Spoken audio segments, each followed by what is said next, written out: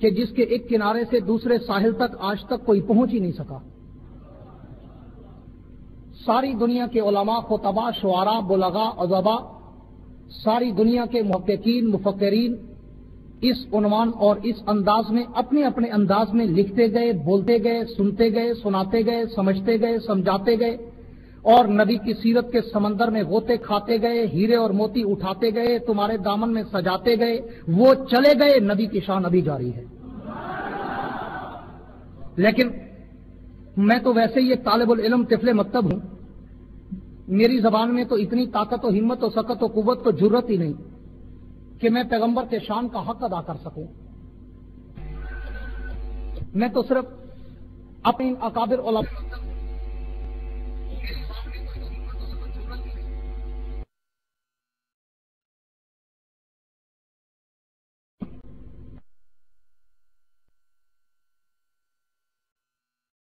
بھائیوں سے مخاطب ہو کر کہنا چاہتا ہوں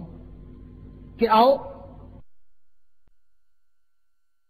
ہم تمہیں پیغمبر کی سیرت کا سبق سنائیں، ہم بتائیں کہ ہمارے اکابر نے ہمیں پیغمبر کا کیسا شان و مقام بتایا، پڑھایا، سنایا، سمجھایا، یاد کرایا، وہ آپ کی نظر کرنا چاہتا ہوں۔ توجہ کرنا یار، اس آدمی کو بٹھا دو نا، بیچارہ یہ آنے جانے میں لوگوں کی توجہ بانٹ رہا ہے اور مجھے ایسے مزہ نہیں آتا۔ میرے دوستو توجہ ہے میری طرف، توجہ ہے، جن کی ہے سبحان اللہ کہہ دو۔ میں موڈ بنا رہا ہوں، تقریر کا موڈ خراب نہیں کرنا، توجہ رہے گی تو انشاءاللہ بات، حالانکہ میں بھی بہت تھکا ہوا ہوں، سب کو پتا ہے، روزانہ ساری رات جگاتے ہیں، ڈیکوریشن پیس بنا کے بٹھاتے ہیں، پھر آخر میں کھڑا کرتے ہیں کہ اب سوئے مجمع کو تم جگاؤ، اور مجمع بھی ایسا سویا ہوا ہوتا ہے جیسے 81 2 mg کھائی ہوئی ہو۔ تو بہرحال لیکن پھر بھی الحمدللہ جگہ لیتے ہیں اللہ کے فضل و کرم سے۔ جاگے ہو؟ تو میرے دوستو عنوان سیرت کا ہے، اور میری ویسے عادت ہے کہ میں اپنی گفتگو کی ابتدا سرور کونین ساقی کوثر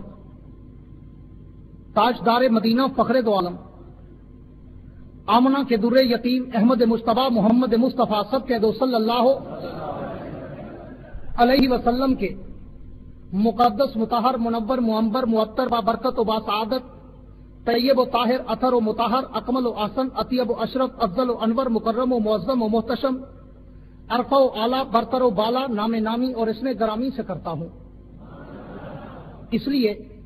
کہ خود خالق کائنات مالک لم یزل رب الارض والسماوات نے کہا کہ میرے پیغمبر، میرے حبیب اور لاڈلے محبوب اور ماجبین حسین و نازنین پیغمبر، میرا تجھ سے یہ وعدہ ہے، یہ عہد و اقرار میثاق و پیمان ہے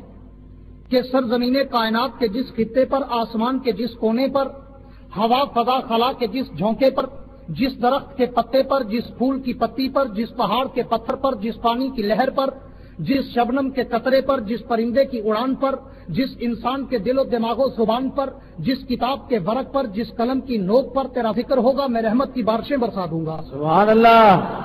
تو میں بھی چاہتا ہوں کہ اسی پیغمبر کے ذکر پاک سے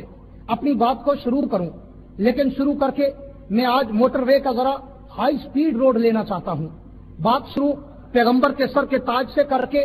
بات شروع پیغمبر کے نام نامی اسم گرامی سے کر کے میں خلاصہ کائنات اور خلاصہ محمد کی ذات بتانا چاہتا ہوں۔ سب کہہ دو صلی اللہ علیہ وسلم۔ رب کائنات نے ایک حدیث قدسی ہے، کائنات کے رب فرماتے ہیں محبوب ہم نے پوری کائنات، توجہ پھر کہوں گا، محبوب ہم نے پوری کائنات بنائی آپ کے لیے، سجائی آپ کے لیے، پوری کائنات کی عظمتیں، برکتیں، رفتیں، رونقیں، رحمتیں، سعادتیں یہ آپ کے دم قدم سے ہیں۔ تو رب کائنات کی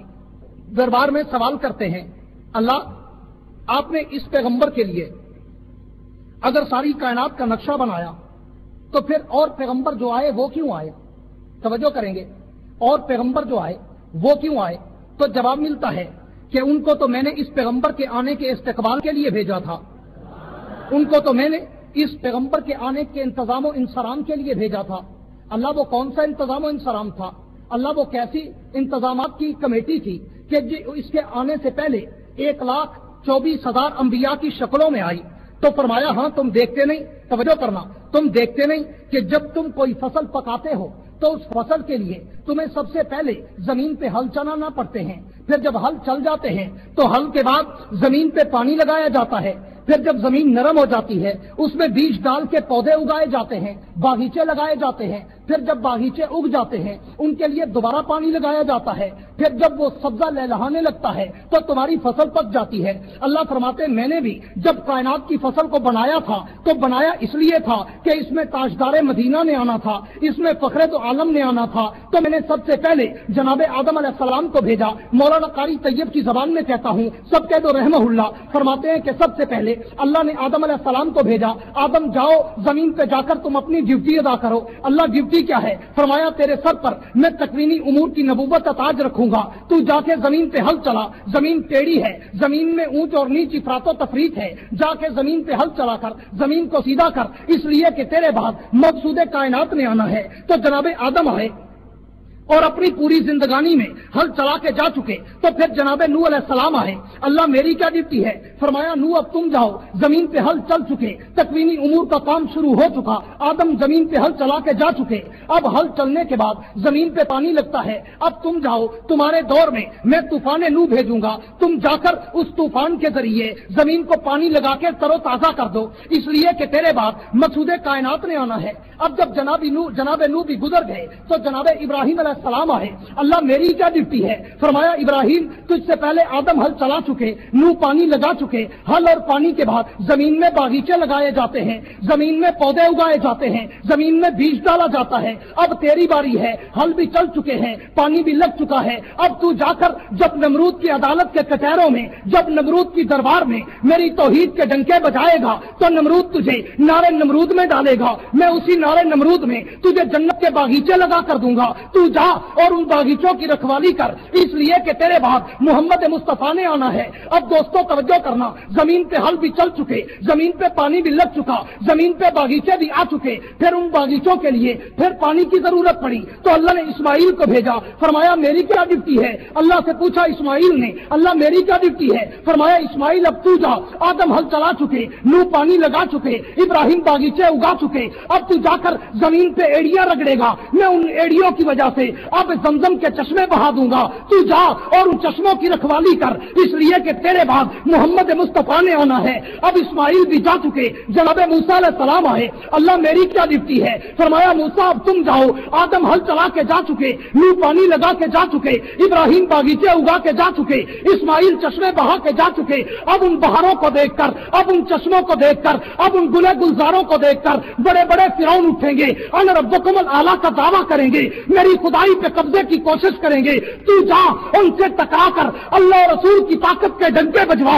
इसलिए कि तेरे बाद मोहम्मद मुस्तफा ने आना है। अब मूसा फिरौन से टकरा के जा चुके तो ईसा अलैहिस्सलाम आए। अल्लाह मेरी क्या ड्यूटी है? फरमाया ईसा अब तुम जाओ, मूसा जिंदा फिरौनों से टकरा चुके, अब तुम कुम बिस्मिल्लाह कहकर कब्रों के मुर्दों को जिंदा करके उनसे भी अल्लाह और रसूल की ताकत के डंके बजवाओ, इसलिए कि तेरे बाद मोहम्मद मुस्तफा ने आना है। तवज्जो करना, अब जब आदम गुजर चुके, हल चला चुके, नूह पानी लगा चुके, इब्राहिम चश्मे और बागीचे लगा चुके, इस्माइल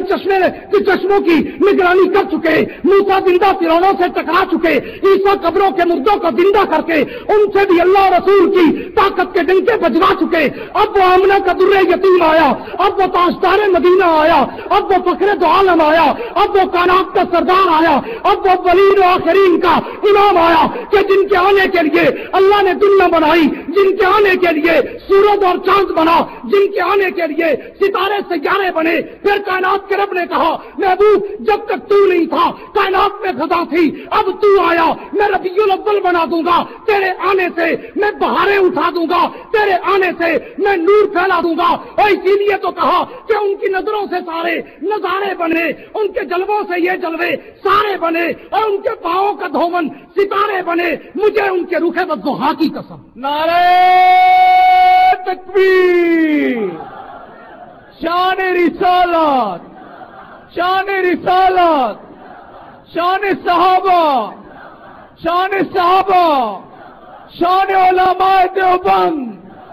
शान उलमाए देवबंद, सर बकफ सर बुलंद,